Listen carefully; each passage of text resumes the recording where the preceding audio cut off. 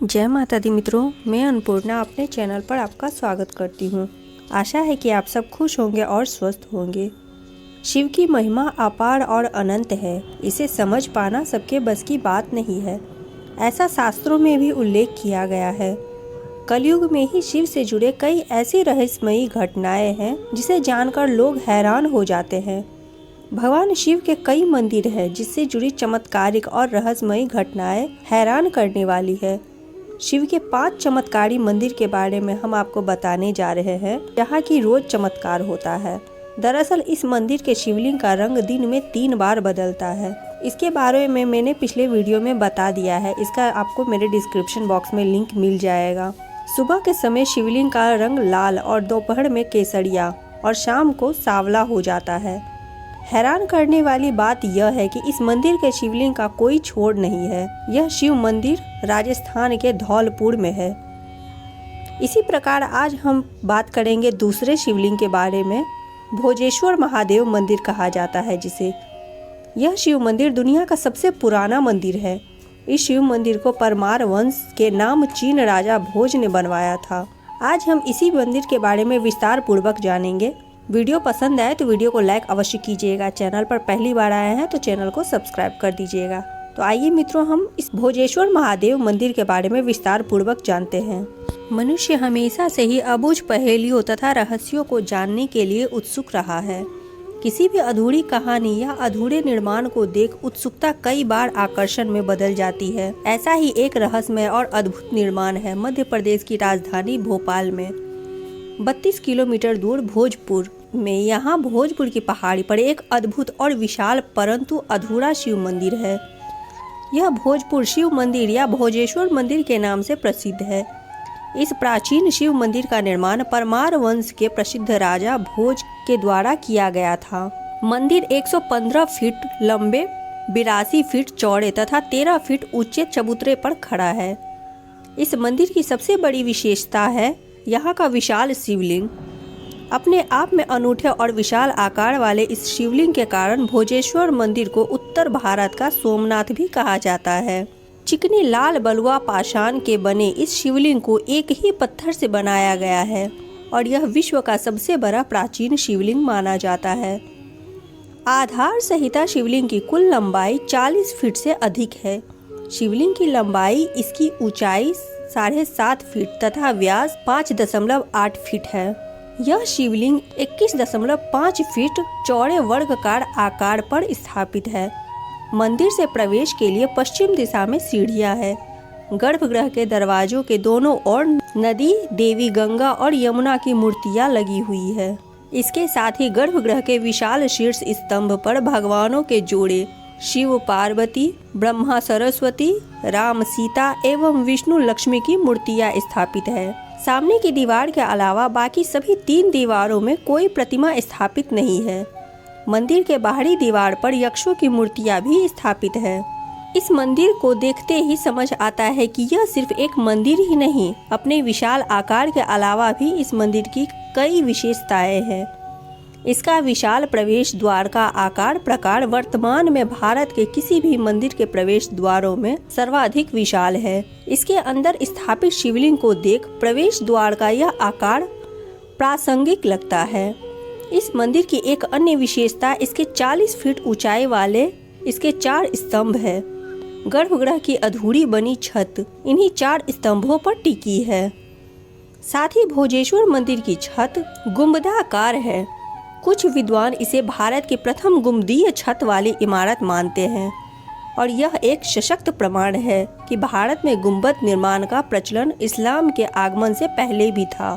इस मंदिर का निर्माण भारत में इस्लाम के आगमन से पहले हुआ था। अतः इस मंदिर के गर्भगृह के ऊपर बनी अधूरी गुंबदाकार छत भारत में गुंबद या शिखर निर्माण के प्रचलन का प्रत्यक्ष प्रमाण है। भोजेश्वर मंदिर के विस्तृत चबूतरे पर ही मंदिर के अन्य हिस्सों मंडप, महामंडप तथा अंतराल बनाने की योजना थी। ऐसा मंदिर के निकट के पत्थरों पर बने मंदिर योजना से नक्शों से पता चलता है।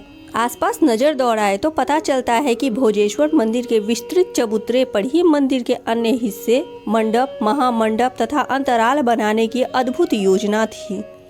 मंदिर निर्माण की स्थापत्य योजना के नक्शे व अन्य विवरण निकट पत्थरों पर उकेरा गया है, जिनसे मंदिर योजना से स्तब्ध नक्शों को स्पष्ट देखा जा सकता है।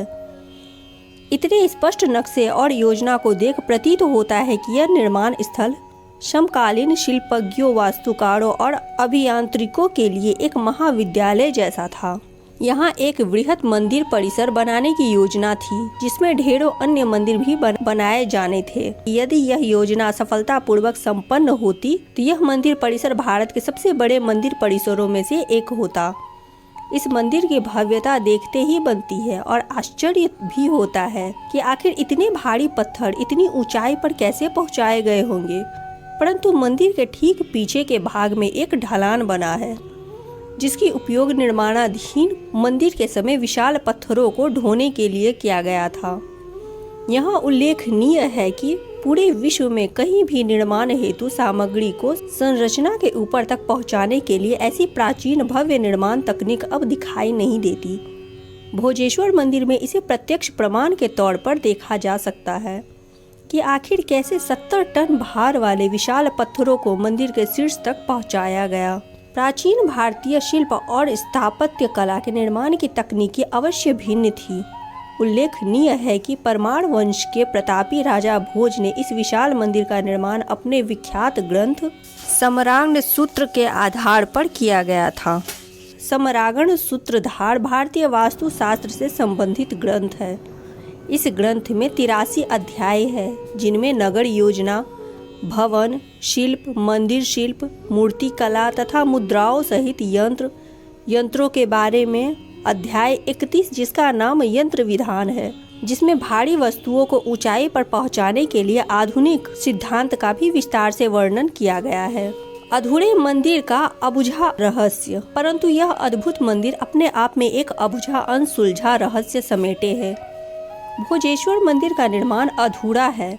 ऐसा प्रतीत होता है कि निर्माण कार्य एकदम से ही रोक दिया गया होगा। इसका निर्माण अधूरा क्यों रखा गया, इस बात का इतिहास में कोई पुख्ता प्रमाण तो नहीं है, पर जनश्रुति है कि इस मंदिर का निर्माण एक ही रात में होना था, परंतु छत का काम पूरा होने के पहले ही सुबह हो गई, इसीलिए निर्माण अधूरा रह गया। हालांकि इसके कारण अभी तक अज्ञात ही है, किंतु इतिहासवेताओं का अनुमान है कि ऐसा किसी प्राकृतिक आपदा, संसाधनों की आपूर्ति में कमी अथवा किसी युद्ध के आरंभ हो जाने के कारण ही हुआ होगा। शायद राजा भोज के निधन होने से भी इस प्रकार के निर्माण का रुकना तर्कसंगत प्रतीत होता है। किसी विद्वान का मानना है कि छत संभवतः निर्माण काल में पूरे भार के सही आकलन में गणितीय वास्तु दोष के कारण निर्माण काल में ही ढह गई होगी। तब राजा भोज ने इस दोष के कारण इसे पुनर्निर्माण न कर मंदिर के निर्माण को ही रोक दिया होगा। कई विद्वानों का मानना है कि भोजेश्वर शिव मंदिर एक प्रकार का अंत्येष्टि स्मारक है। इस प्रकार के मंदिरों को स्वर्गारोहण प्रसाद कहा जाता है। इस प्रकार के मंदिरों में एकल शिखर के स्थान पर परस्पर पीछे की ओर घटती हुई पत्थर की शिल्लियों का प्रयोग किया जाता है। उनके अनुमान के अनुसार राजा भोज ने इस मंदिर को संभवतः अपने स्वर्गवासी पिता सिंधुराज या ताऊ वाकपति मुंज हेतु बनवाया होगा। इस मंदिर के निर्माण के बारे में 2 कथाएं प्रचलित है। पहली जन कथा के अनुसार वनवास के समय इस शिव मंदिर को पांडवों ने बनवाया था। भीम घुटने के बल पर बैठकर इस शिवलिंग पर फूल चढ़ाते थे। इस मंदिर का निर्माण द्वापर युग में पांडवों द्वारा माता कुंती की पूजा के लिए इस शिवलिंग का निर्माण एक ही रात में किया गया था।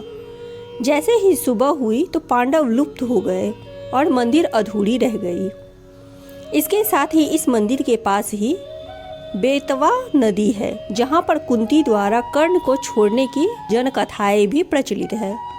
और दूसरी मान्यता यह बताती है कि इस मंदिर का निर्माण मध्य भारत के परमार वंशीय राजा भोजदेव द्वारा 11वीं सदी में करवाया गया था। राजा भोजदेव एक अत्यंत प्रतापी और विद्वान राजा थे। उन्हें कला, स्थापत्य और विद्या के महान संरक्षण माना जाता है, जिन्होंने 11 से अधिक पुस्तकें भी लिखी है। वर्तमान में यह मंदिर ऐतिहासिक स्मारक के रूप में भारतीय पुरातत्विक सर्वेक्षण विभाग के संरक्षण के अधीन है। मंदिर के निकट ही इस मंदिर को समर्पित एक पुरातत्व संग्रहालय भी बना है। शिवरात्रि के अवसर पर राज्य सरकार द्वारा यहाँ प्रतिवर्ष भोजपुर उत्सव का आयोजन किया जाता है। ये रही मित्रों विश्व का सबसे बड़ा प्राचीन शिवलिंग भोजेश्वर के बारे में अद्भुत रहस्य, जो कि इस वीडियो के माध्यम से हमने दिया है। वीडियो पसंद आई हो तो वीडियो को लाइक अवश्य कीजिएगा। चैनल पर पहली बार आए हैं तो चैनल को सब्सक्राइब कर दीजिएगा। साथ ही वीडियो से जुड़ी हुई कोई भी प्रश्न हो तो आप कमेंट के माध्यम से अवश्य पूछ सकते हैं। अब मिलते हैं ऐसे ही महत्वपूर्ण जानकारी व पौराणिक तथ्यों के साथ अगले वीडियो में। तब तक के लिए जय सिया राम।